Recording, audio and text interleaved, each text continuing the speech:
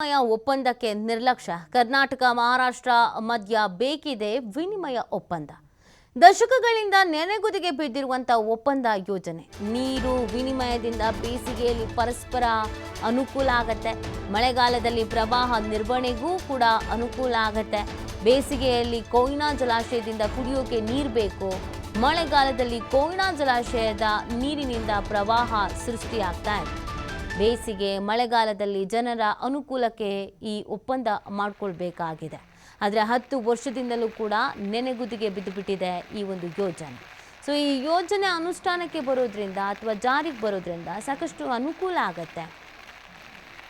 ಆದರೆ ಈ ಅನುಕೂಲ ಆಗತ್ತೆ ಅಂತ ಗೊತ್ತಿದ್ರೂ ಇದಕ್ಕೆ ಹಿಂದೇಟು ಹಾಕುವಂಥ ಕೆಲಸವನ್ನು ಮಾಡಲಾಗ್ತಾ ಇದೆ.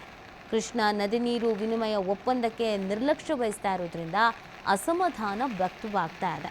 ಆದಷ್ಟು ಬೇಗ ಈ ಒಪ್ಪಂದ ಆಗಲಿ ಅಂತ ಆಗ್ರಹಿಸಲಾಗ್ತಿದೆ.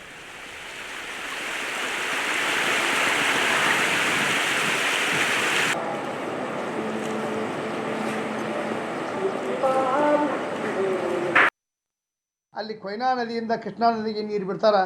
ಅದು ಆಮೇಲೆ ಮಳೆಗಾಲದೊಳಗೆ ಈ ತುಬಸಿ ಬಬಲೇಶ್ವರಿ ಏತ ನೀರಾವರಿ ಯೋಜನೆಯಿಂದ ಮಹಾರಾಷ್ಟ್ರದ ಜತ್ ತಾಲೂಕಿನ 44 ಹಳ್ಳಿಗಳಿಗೆ ಕುಡಿಯುವ ನೀರನ್ನು ಬಿಡುಗಡೆ ಮಾಡೋ ಮೂಲಕ ಎರಡೂ ರಾಜ್ಯಗಳ ನಡುವೆ ಒಂದು ಸಮನ್ವಯ ಸಾಧಿಸಬೇಕು, ಎರಡೂ ರಾಜ್ಯಗಳ ಒಂದು ನೀರಿನ ಬವಣೆ ನೀಗಿಸಬೇಕು ಅಂತೇಳಿ ಒತ್ತಾಯ ಮಾಡ್ತಾ ಇದ್ದೇವೆ.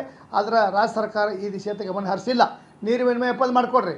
ಅವ್ರು ಕೃಷ್ಣಾ ನದಿಯೊಳಗೆ 4 TMC ನೀರು ಬಿಟ್ಟರೆ ಈ ಬಿಜಾಪುರ ಜಿಲ್ಲೆಯ ಜಮಖಂಡಿ ಹತ್ತಿರ ಏನೈತಿ ಇದೆ ಯಾವುದು ತುಬಸಿ ಬಬಲೇಶ್ವರ, ಅಲ್ಲಿಂದ ಜತ್ ತಾಲೂಕಿಗೆ ನೀರು ಬಿಡುಗಡೆ ಮಾಡೋಕ್ಕೆ ನಮ್ದು ಯಾವುದೂ ತಕರಾರಿಲ್ಲ. ಆದರೆ ಇಬ್ಬರಿಗೂ ಅನ್ಯಾಯ ಆಗಬಾರ್ದು. ಆ ರೀತಿ ಒಪ್ಪಂದ ಆಗಬೇಕು. ಇದು ನೀರು ವಿನಿಮಯ ಒಪ್ಪಂದ ಬರೀ ಒಂದು ರಾಜ್ಯಕ್ಕೆ ಅನುಕೂಲ ಆಗೋದು, ಇನ್ನೊಂದು ರಾಜ್ಯಕ್ಕೆ ಅನ್ಯಾಯ ಆಗಬಾರ್ದು. ಅದು ಕರ್ನಾಟಕಕ್ಕೂ ಆಗಬಾರ್ದು, ಮಹಾರಾಷ್ಟ್ರಕ್ಕೂ ಆಗಬಾರ್ದು. ಯಾಕಂದರೆ ಇದು ಕುಡಿಯುವ ನೀರಿನ ಸಮಸ್ಯೆ. ಬರೀ ಅದನ್ನು ಕನ್ನಡಿಗರು ಕುಡಿತಾರೋ ಅಂತಲ್ಲ, ಕೇವಲ ಮರಾಠಿಗರು ಕುಡಿತಾರೋ ಅಂತಲ್ಲ, ಕುಡಿಯೋ ನೀರನ್ನು ಎಲ್ಲರೂ ಕುಡಿತಾರೆ. ಆ ಕೃಷ್ಣಾ ನದಿ ದಂಡಿಗುಂಟ ಒಂದು ಬಾಜು ಮರಾಠಿ ಹಳ್ಳಿಗಳಿದ್ರೆ ಮತ್ತೊಂದು ಕಡೆ ಕನ್ನಡ ಹಳ್ಳಿಗಳದಾವೆ.